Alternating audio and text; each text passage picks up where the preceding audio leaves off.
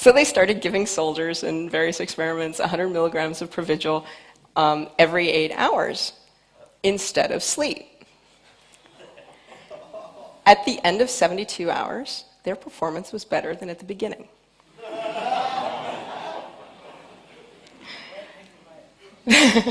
That's an enhancer. But it's being prescribed to treat, it's on label as narcolepsy, ADD, because it is really good for focusing, frankly. Whether you're ADD or not, it's like, wow, I'm there. It's ADD, narcolepsy, and swing shift workers, and my favorite excuse, jet lag. And you know, frankly, people are making up reasons. They're like, I have a hangnail. Can I have some Provigil? And for a good reason. Like, there's always a downside, right? So apparently they gave rats for a while nothing but Provigil for like weeks and no sleep, and they were like, fine, fine, fine. Then they all like died simultaneously of bacterial infections. So you know. Caveat body.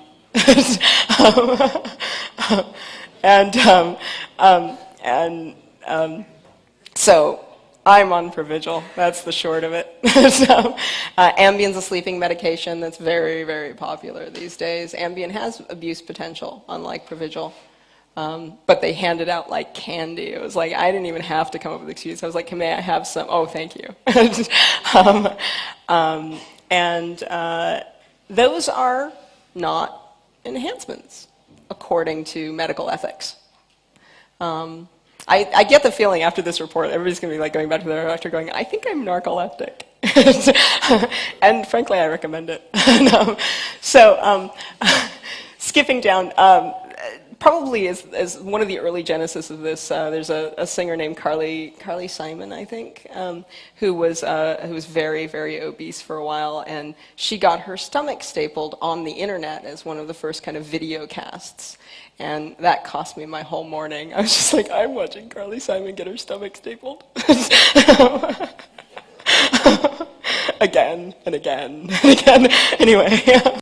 They had like little animations to show what was going on. It was great. And I swear, commentators. It was like a sporting event. If you can find the archive.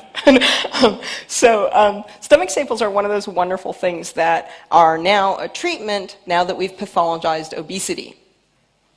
We redefine obesity as a disease, then whatever you do for it becomes a treatment. This is no longer an enhancement, it's a treatment.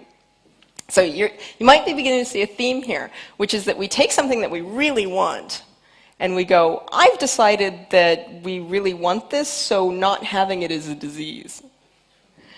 And then, like, going on to the sexual superpowers, which is where we have the most, we've worked on the most enhancements and admitted it the least as a society. We give ourselves boob jobs, we give ourselves sex change operations. We have the Viagras and the Celexes and the other Viagras. And my favorite functional body modification is IUDs. Because an IUD or something along those lines gives me the superpower of determining exactly when I have a child, which is not only like profoundly against nature. You know, it's basically like a piercing through my cervix, and it does occasionally, like, you actually get abrasion too. So, I'm sorry. Oh, I'm sorry. Thank you. An IUD is an intrauterine device, and I have a picture. I have to figure out how to break out. Now, you're going to run into the fact that I absolutely do not know how to... This is a company that does IUDs. You know, I'm not online, so I'm not going to be able to see all the happy women who are frankly cyborgs. Apparently net can be made to happen. And they are cyborgs, frankly. It's like we just keep redefining these things until we're not them anymore. And it's like I follow robotics, and it's really funny because they're always going, well, when will the robot revolution arrive? Since the 50s. And in that time, we've been progressively building more and more sophisticated robots and deciding that they're not robots. And the robot revolution's still in the future. But we have cars that drive by wire and machines that do all of our cleaning for us, but those aren't robots. And we have women that can completely control when they're going to have babies via a small piece of T-shaped, I'm not getting on the network, but I actually have a picture in here. I'm just going to pull it up.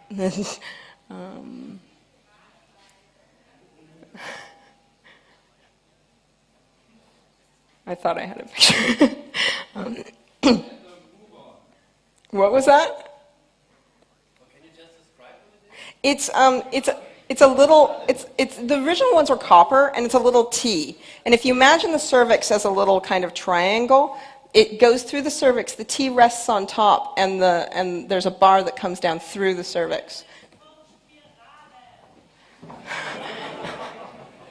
I'm sorry, what? She said the German word. Oh, okay, fantastic. All right.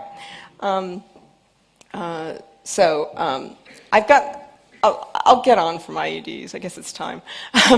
But most of all, and I like to put this down here because this is the thing where we have done the most. We have changed ourselves into super beings on a mass scale all around the planet. Unthinkable super beings that would have been burned as witches at one point on a mass scale around the planet and defined it as treatment. That is an enhancement. We've vaccinated ourselves against so many diseases as to be freakishly powerful compared to our ancestors. It's true. Like, it was part, having half your siblings die of childhood diseases was like part of life. And I'm sure we lost some valuable experiences in giving that up.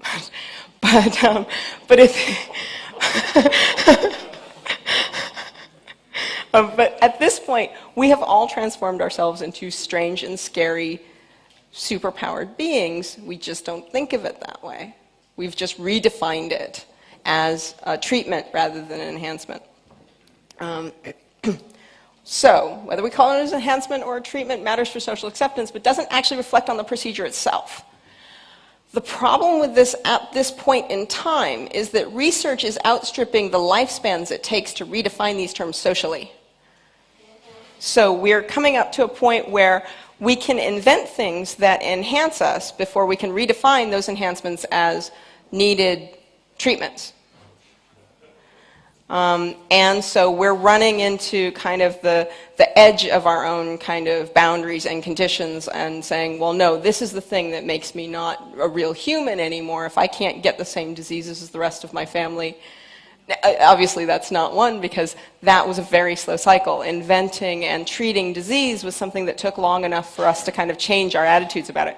But if you look back at the history of every one of these things that I've talked about, whether it's birth control or vaccination or something like that, there was a large group of society at the time that was going, that is unnatural, that is too far. We can't do that. And everybody kind of went, actually, I want my kids to live. Or I don't want kids. And so we kind of got over that. So what are we doing now? Now, I love to leave this example in because this is a bone-implanted hearing aid, and this is something that has been deployed on a small scale for people who can't hear. There's a guy who lives in Hawaii who's desperately looking for a doctor that will install one of these on him and let him just attach a Bluetooth thing to it so that can just be his phone. He can hear fine. He just wants his phone installed in his head. And he's spec'd it out, and there's no reason it wouldn't work. And it would work. The bone induction hearing aids can also work as mics. So there's no reason he couldn't just have a phone right there. As far as I know, he's still not found a doctor to do it on him. But excuse me, it's an example of that kind of volition thing. So I wanted to cover a few things that are kind of like coming up out of the medical stuff. I like to focus mostly on what you can do to yourself in your home if you're very, very foolish. But the medical stuff is really important in this sphere anyway. Well, we already have cochlear implants. People are hacking them more. There's a guy who did a book. If Annalie is in here, she knows the title of the book better than I do. Anyway, who on hacking his own cochlear implant. And I really, right now, wish I could remember the name of the book. But vision implants have been worked on for a long time. It looks like they're cracked. You know, between cochlear implants, there's always an interesting kind of loss with every one of these. With the cochlear implants, like deaf culture is dying because there's not really very many reasons to be deaf anymore. So there's like 5 guys left going, we miss signing. But it's one of those things where they're like, you're destroying our culture by curing our, this thing that we didn't necessarily see as a problem in many cases. Is that true or false? I'm not going to say. I don't know. So we're about to get there with vision. We've got almost everything we need to do neural connections with vision. Neural pacemakers. This is one I really, really like. Originally developed for epilepsy, seem to be a good cure for depression. They're starting to put pacemakers into area 25 of the brain, and it's curing untreatable atypical depression in a lot of people. No one knows why. They're working on chips that can bridge damaged parts of the brain so that you can kind of put a chip in and it allows kind of neural regrowth or reconnection between 2 areas if there's been a damaged area. So it's a treatment for lesions, things like that.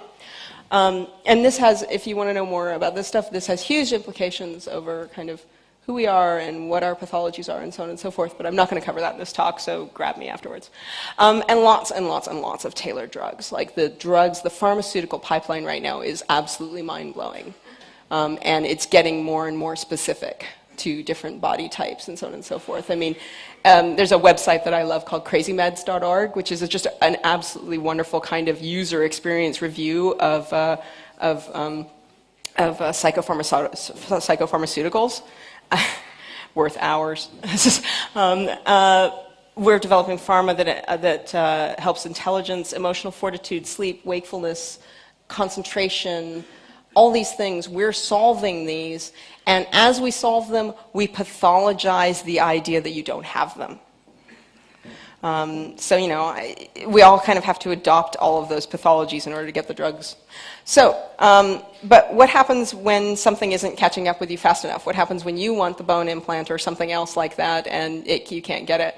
Well, I think we're on the cusp of, because we're already beginning to see a lot of medical tourism. And this is actually an old slide of mine that is just my favorite slide, which I leave into things, which is post-human medical tourism. What do you do when the medical ethics won't allow the procedure when you're in a country? Just a big picture of Russia. Or, if you're from Russia and thinking I can't get it there, there's Kazakhstan. There's Thailand, there's India, there's all these places that are setting themselves up as places where you can go get procedures done. Sometimes they're hip replacements. I think you go to Thailand for hip replacements. India is heart surgery. But increasingly, you can do these things electively. Right now, if you're in America and you want cheap dental, you go to Tijuana. That includes really high-grade dental implants, which are considered partially cosmetic and often not covered.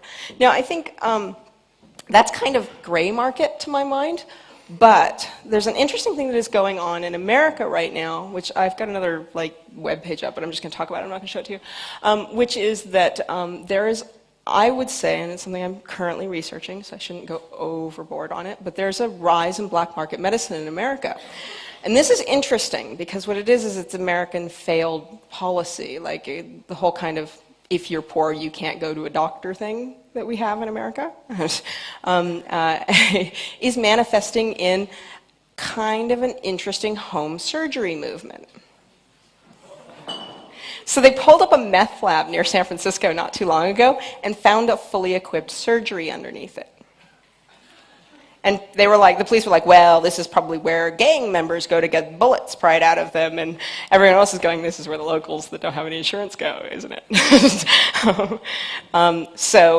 You know, after I read that, I went over, and another thing I'm not going to bother with that I have up is an auction on eBay for a used fluoroscope, aka X-ray, for $5,000, which you can buy and then have delivered to you. Period.